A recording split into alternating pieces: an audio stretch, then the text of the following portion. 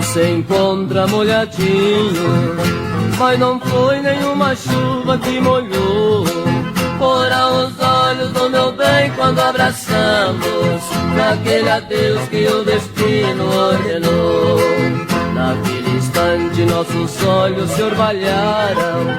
Ela chorou sobre meu ombro debruçada. Não vou negar, também chorei no ombro dela. Também molhei o ombro seu com minhas lágrimas. Ela sabia quanto eu que aquele abraço devia ser o derradeiro entre nós dois.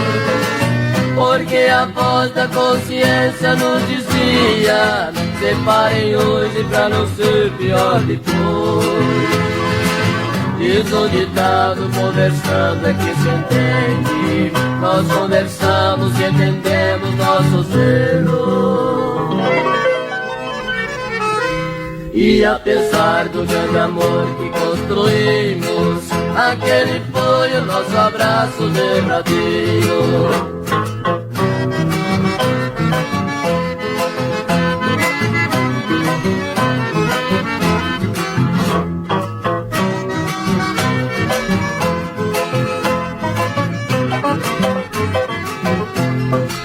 Ela sabia quanto eu que aquele abraço devia ser o derradeiro entre nós dois.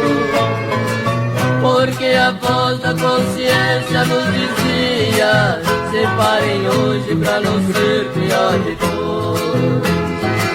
Diz o ditado, conversando é que se entende. Nós conversamos e entendemos nossos erros.